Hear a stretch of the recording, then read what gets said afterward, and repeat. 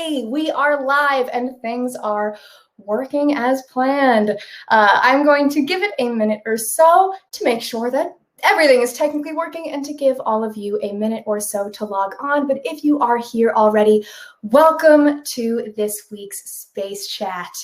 Amazing. For those who haven't been here before, this is Space.com's weekly show where I hop on to tell you what's new in space and, most importantly, to answer your questions right here live.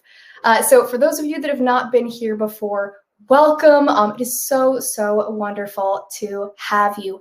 Excellent. It seems that things are technically working. If you've been here before, you might notice that I'm in a slightly different setup.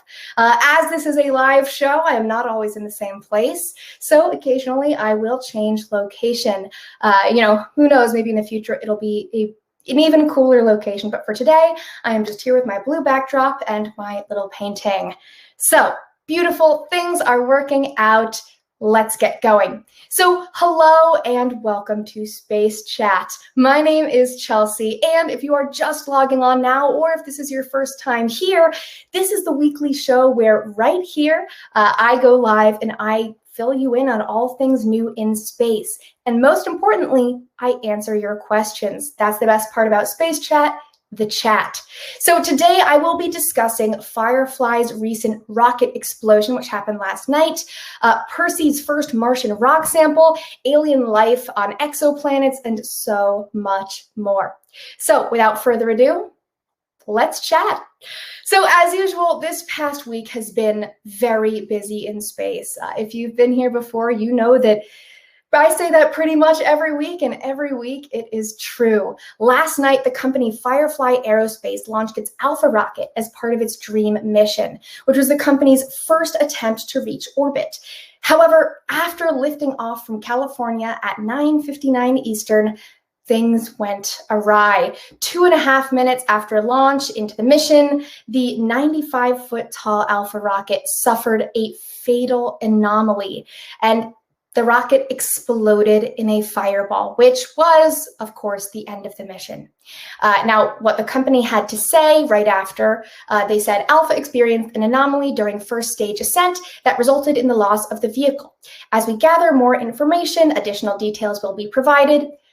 They continued saying, prior to entering countdown, so the 10, 9, 8, the countdown for launch, the range was cleared. The range cleared the pad and all surrounding areas to minimize risk to employees, base staff, and the general public, and they're continuing to work with all safety protocols. So that was just to say that this was an uncrewed mission. This was a very catastrophic failure. It ended in explosion, but no one was hurt. There was no one on board the rocket. This was uncrewed, and no one back on the ground was hurt or injured or at risk in any way. Now, while I'm sure Firefly is not exactly thrilled that the anomaly ended the flight in a fiery catastrophe, no one was hurt, and this is not unusual for new companies launching rockets. In fact, Rocket Lab, Virgin Orbit, and Astra also all failed on their first attempts to send their rockets into orbit. And many of SpaceX's first attempts with its Falcon 9 rocket ended in explosion, as have many tests with its Starship vehicle. So while obviously all rocket companies and all space agencies try to make sure that explosions and any kind of catastrophic event never happens, they do understand that things like this do happen, and they make sure to minimize risk as much as possible, which is what they did here, and which is why no one was injured. Now, unfortunately, all things on board that mission exploded with the rocket, and the mission carried with it some pretty sweet memorabilia from schools, as it did with a number of small satellites. The mission wanted to capture humanity's dreams of the future of space and inspire people around the globe to dream big and reach for the stars. Now, it's not clear yet when Firefly will aim to launch again after this unfortunate event, but they do have a number of other upcoming projects. They have their Moonlander Blue Ghost and their Space Utility Vehicle, or SUV, though pieces of the SUV did explode as they were also traveling on the Alpha rocket. Now, in happier news, NASA's Perseverance rover finally, for the first time, successfully drilled its first Martian rock sample that will one day make its way to Earth. Quick momentary pause for hydration. It's very important. So now recently, the last time we spoke actually, the rover made its first attempt to capture Mars rock. Perseverance, part of its main mission is to pick up pieces of Mars rock, store them in little tubes, and then one day a future mission will take those tubes and bring them back to Earth to be studied. So it tried to get its first sample recently. However, the Martian rock where it sampled was more crumbly than expected, and it totally fell apart, and they were unable to capture anything. But on try 2, the rover has finally found success. The roving robot drilled out a core of rock called Rochette in a location called Citadel, which for some of you may know is the French word for castle. Now, rocks in this area, scientists think, have so far resisted wind erosion better than other areas. So they thought that these rocks, if they're resisting this erosion, they must at least be sturdy enough to be sampled and put into tubes. And they were right. So Percy, for those of you who don't know, Percy is the nickname for the Perseverance rover. So Percy seamlessly drilled down and collected the Mars core, and that core will one day be returned to Earth with a future mission. This will be the first ever sample return mission from Mars. The first time that anyone will have ever gone to Mars, gotten something, and then brought it back to Earth. Now, speaking of Mars rocks, recently, also this past week, the world's largest Martian meteorite, or the largest piece of Mars rock that has ever fallen to Earth, so didn't get here by any mission, it just fell to Earth. It went on display at the main Mineral and Gem Museum that has 6,000 different weird space rocks, including moon rocks and all kinds of other cool stuff. So if you are close by to that museum or you have plans on going, keep your eyes peeled. It's pretty cool. So in other strange alien world news, scientists think that alien life could thrive on exoplanets that they call Haitian planets. I may be pronouncing that wrong. If so, I apologize. I'm not quite yet sure exactly how to pronounce that. Now, these strange worlds are 2.5 times bigger than Earth, but they're rocky planets that are close to Earth size. They have liquid water oceans and hydrogen-rich atmospheres. So these types of planets, scientists think, could be really great places to look for alien life. And they think that these types of planets are actually fairly abundant, pretty common throughout the Milky Way. And in a brand new study, scientists explored how different extreme microscopic life could actually thrive on these planets, which is very exciting as scientists continue to push forward the quest to officially determine and officially discover life beyond Earth. Now, while these types of planets are similar in many ways to Earth, they have different densities, closer to that of super-Earths or mini-Neptunes, which are other different types of large space objects. Now, they also usually orbit closer to their stars, a lot closer than Earth orbits to our sun. In fact, some of these planets orbit so close to their star that gravity keeps them tidally locked, which means that essentially whatever direction is facing the sun as they're orbiting around will stay. So they'll have a dark side and a light side. So not all of these planets are exactly like Earth, but scientists think that just because they might be different from Earth, they still might be able to host life, or at least life as we understand it from what we understand about life on Earth. Now, also this past week, again, it's been a busy week, as it always is in space, NASA began to test its electric air taxi for the first time. This comes after its Martian helicopter, a much smaller and much different and specialized vehicle, but similar in some ways, continues to make successful, longer, and more ambitious flights on the Red Planet. Additionally, SpaceX's newest drone ship, called a Shortfall of Gravitas, because of course, SpaceX has to give it some kind of unique name. It landed its first rocket at sea. Additionally, also recently, scientists studying hotspots on a young star have started to shed light on what our solar system star, our sun, may have looked like when it first formed. So as I mentioned, it's been a busy week in space, and those were the highlights. So now I turn it over to my favorite part of Space Chat, the chatting. So if you have yet to ask a question, now is the time. Drop your questions down in the comments below about anything that I mentioned, about anything new in space, anything you're curious about space and science related. I would love to hear it, and I would love to try to answer your question. As always, I will get through as many of them as possible. If you forget to ask a question and one comes up later, tweet it at us at space.com.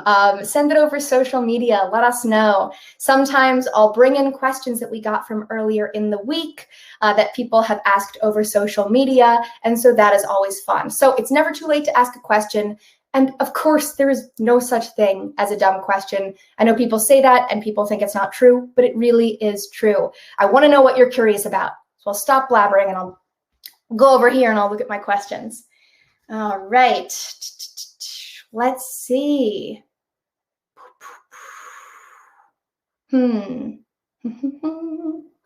All right, Tom Crumley says, seems odd that an asteroid could crash into Mars and create a meteor that could shoot off into space and land here. How do they track or know?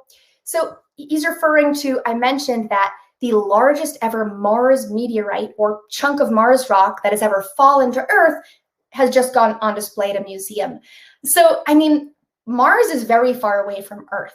However, most of the meteorites that fall to Earth actually come from much farther, way out into our solar system.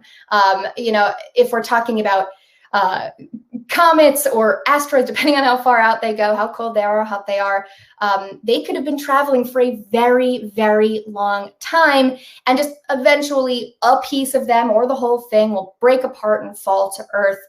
Just kind of pure happenstance. But when we're talking about a Mars meteorite, I don't think they know exactly how this specific rock got to Earth, but it could have happened in a number of ways, right? As you mentioned, an asteroid very well could have an asteroid or any other different type of space rock, a comet, any type of space rock could have hit Mars, and then a tiny chunk of Mars could have become a space rock and floated away and come over to Earth. It's very possible that that's what happened. And that could have happened millions and millions and millions and millions of years ago. It may have been traveling for a very, very long time and only fallen to Earth by happenstance. Now, how do scientists know that it's from Mars? Well, based on its composition, right? From what we know about different types of asteroids, different types of comets, we have a pretty good idea of where things likely come from based on what they're made of. So by looking at a Mars rock, scientists look at things like iron oxide, right? We all talk about Mars as the red planet. It's red because of this high concentration of iron oxide in the soil. And iron oxide is what makes it red. We see it here on Earth as well. And so because this Mars rock has such a high concentration of things like iron oxide, it aligns perfectly with what we would expect a Mars rock to look like. And of course, by verifying through a number of other different ways, scientists can confirm that it's from Mars. But yeah, it's strange that something all the way from Mars could end up here on Earth. There are moon meteorites as well, lunar meteorites, asteroids. There's also chunks of Earth sitting on the moon. Asteroids have hit Earth many times over the years, pretty big asteroids. And those asteroids have launched pieces of Earth out into space. I wonder what the furthest a chunk of Earth has gone. Maybe there's a chunk of Earth somewhere on Mars that somehow got launched into space from one of those asteroid impacts. So it's interesting to think that pieces of planets are sitting on other planets just based on how these things happen over time. All right, let's see. Great question. Really interesting question, Tom. Let's see. All right, Hoyle asks a really good one. Are you aware of any plans currently being worked on to replace the ISS, the International Space Station? It's surpassed its engineered lifespan. So currently, the International Space Station is on track to last to, I believe it's at least 2024 to 2028, though I actually sat down with NASA Administrator Bill Nelson last week, and we talked about this thing exactly. And he thinks that it's very likely that the space station will last all the way to 2030, well past when people may have expected it to last. And who knows, it may even last longer, but it's likely that it will retire by 2030, and it's functioning perfectly. The space station is not having issues. It's not nearing the end of its life in the sense that it's dangerous or out of date or anything like that. However, NASA and other space agencies, as well as companies, are actively planning on what's next. So when I spoke with Bill Nelson about the space station, he said that he hopes, what NASA hopes, is that once the space station reaches the end of its life, whenever that may be, they hope that companies, the commercial space sector steps up, and maybe different companies will create their own space stations. In fact, the company Axiom, that's working to fly crewed launches right now, they are putting a module, their own commercial little module, on the space station. And their plan is that once the space station retires, their module will be able to detach and fly on its own as a tiny little commercial space station. And so we'll see what other companies do if they step up to the plate. Also, Russia for many years has been saying that it may leave the International Space Station and do its own thing. And China also, China is not a part of the International Space Station. There are a lot of rules on how NASA and China can collaborate and can't collaborate in space and science.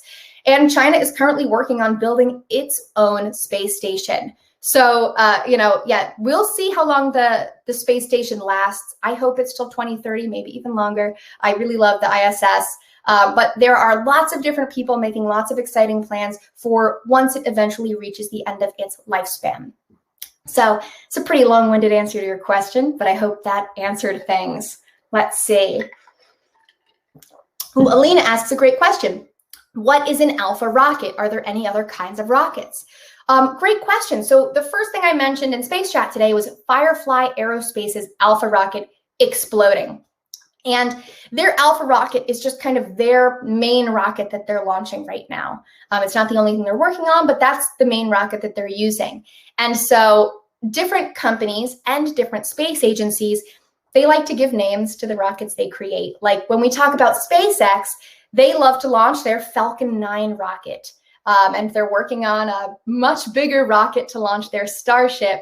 But, again, they love to give names to these things. And so Firefly Aerospace, they just named their rocket Alpha. That's really the full explanation of that. That's just the name they decided on. When we look at NASA and we look at their Saturn V rocket and all their historic okay, you guys have an interesting question. Okay, question from Starman on YouTube. When will NASA admit about extraterrestrial life in the depths of the planet Mars? I get this question a lot. When will NASA finally admit that they know about aliens?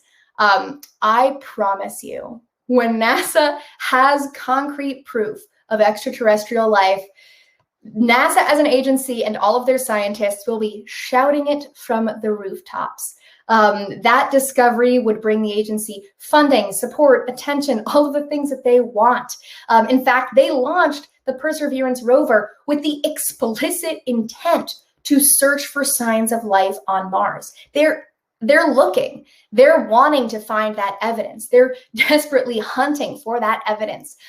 So I know that some people have said over the years that NASA is hiding this information. NASA's looking for this information. But like any good group of scientists, they are not going to say anything definitively until they have concrete proof. Now, some NASA scientists and other scientists think that it's likely that life existed on Mars at some point in time when, who knows. That's why they sent the rover there. They think it's likely that there could be life elsewhere as well. But without that concrete proof, they're not going to say they've made that discovery, because then it's just an educated guess and not a formal discovery. But they're hopeful, and I am as well. All right. Glow Stick of Destiny on YouTube asks, what's a hotspot? So I talked about a hotspot on a young star and how studying it has kind of shown scientists more about our own sun and our own star. So a hotspot is exactly what it sounds like. It's just a spot on a star that is extra hot, has extra solar activity, extra energy, extra heat. So that's at least a short answer to that question. Let's see. Ooh, good question. Bill, are you going to talk about the grounding of Virgin Galactic due to anomalies with the craft on its last flight? Yes, totally. There's so many things to talk about this week, and with the explosion last night, it kind of took precedence. But yeah, Virgin Galactic had a rough week. There have been anomalies with its last flight that have been reported, and the FAA has grounded them until further notice, with, I believe, a couple small exceptions. So they are kind of in hot water with the FAA. And I think it took a couple weeks to reveal the problem, because with any space flight, you have data as it's happening. You have expectations for what's going to happen, but it takes some time to go through and analyze that data. So they knew, generally what was going on, but it takes time to comb through that data, analyze it, and then also submit it to the FAA. So yep, that's all that's going on there. Yes, SpaceX also has a lot of, people are asking, yeah, SpaceX also has a lot of things going on with the FAA and discrepancies and whatnot. Interesting. Yeah, so some interesting questions. Let's see. Victor, I'd like to know if the lunar spacesuit's ability to mitigate lunar dust from entering the spacecraft caused its delay. Nope, I don't. I think if you're talking about the spacesuit delay that was happening the other week, nope, it's not an issue with the spacesuit design itself. It's not that it can't keep out lunar dust. It's not that it's not functioning well. It's just takes time, takes money, and schedules aren't always what you want them to be. All right. I'm going to go with one more question. Let's see. I'm going to take an odd one, but it's a good one. The Tiny Food Culture asks, what would you eat on the space station? So astronauts, actually, at least NASA astronauts get to choose some of the food that they bring. And some of the favorite ones that I've heard of are espresso. They had to engineer a specific espresso cup that would work in zero gravity, tiny bites of biscotti, mac and cheese, all kinds of delicious, weird things like that. In fact, the first space oven was sent to the space station the other year, and they baked a chocolate chip cookie in space. So those all sound good to me. So thank you all so much for your questions. This has been Space Chat. Join me again next Friday. And as always, stay tuned right here at space.com. And if you ever have a question about space, about science, reach out over social media at space.com, and I'll do my best to answer.